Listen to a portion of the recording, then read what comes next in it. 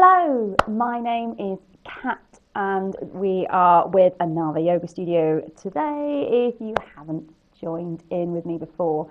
And today's class is, well, it's not so much a class, it's just a quick chat about how to comfortably be able to sit on the floor, because it's kind of something when you go to a class that is taken for granted that you can sit down, but not everybody actually finds it that comfortable.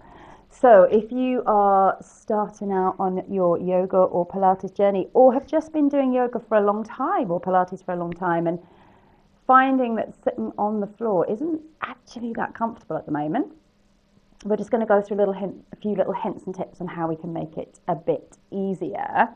So it's a good chance you're going to need some props to be able to lift your hips up off the floor, and then that just eases some of the pressure and tension in the muscles around this lower back area, and in turn can help with a little bit with our posture coming through the upper body, which can make it a bit more comfortable. So if you're finding you're sitting on the floor, your knees are really high, you can't, we're struggling to lengthen up, we feel like we're really rounded, or even if your knees are lower and you're just kind of finding that this a little bit more length is a little bit more uncomfortable or difficult to find, or it's just, we're here and we can hold this slightly more open position, but it just doesn't feel right down in the lower part of the body. These are some hints and tips for you. So I cannot give you the exact thing you're going to need to sit on. You are going to have a little bit of an experiment, a little bit of a play to find how much height you need away from the floor. So it could be something as simple as a cushion. That might just give you enough lift. Now, if you find some of the yoga, meditation cushions, they are normally quite sturdy to give you a little bit more support. That's quite a flat cushion. You can always fold your cushion over and pop it in underneath the hips. And we want to just be able to get sit bones, the bony bits in your bum, right down in there, just kind of on the edge, and that can give you a little bit of a tilt. So that is one option. If you have your yoga blocks handy, you can also sit on a yoga block. Now, this is a hard cork one. It's quite high. Definitely gives me a nice bit of support, but not always the most comfortable in underneath your bum. So if you have got a tougher cork one, you could try putting a very flat cushion over the top just to give you a little bit of padding on your bottom, or maybe just a small towel, flat, kind of folded up, just to take the edge of that solidness out of a core block. If you've got one of the blocks that's a bit more spongy, then that might be more comfortable to sit on. Something else that you can try is a rolled up towel or rolled up blanket. And again, then we can kind of fiddle with it, get the right height to make a difference for us. Pop that in underneath, and then we can try and sit on that. Another option is if you've got a spare yoga mat, or if you're in a studio, ask for a spare yoga mat, although a lot of studios will have kind of blocks and cushions and things you can sit on too. Again, it's about finding the right height to make you comfortable. And then we've got that. Finally, if you don't want to be dealing with extra props, you can sometimes just fold over your own yoga mat. Just give yourself a little, and that can be just enough of a lift to give you a little bit of extra support. But there is no one height. It all depends on our bodies, how tight our hips, our backs, our shoulders are, and all of that kind of thing, to kind of work out the height that you need. So what I would suggest you do is have a little practice at home, play around with the props that you've got.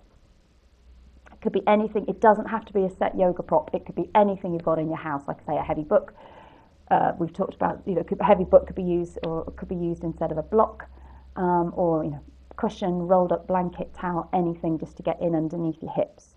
So once you've kind of found something that might suit your height, be suitable height-wise, we want to then just play with the actual position for sitting in. Now, sometimes a yoga teacher or Pilates teacher will specifically ask you to take a position with the legs, but otherwise, just have an experiment. Ask, do I need to be sitting in that cross-legged position?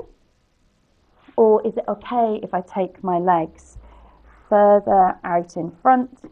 And that might be kind of like a loose diamond shape, maybe with the knees a little way out in front, a little bit of a bend in there. That can be straight as well. What we want to do, generally what we're wanting to do is when we're sitting is think about our posture from here up. It might be to help with our breathing.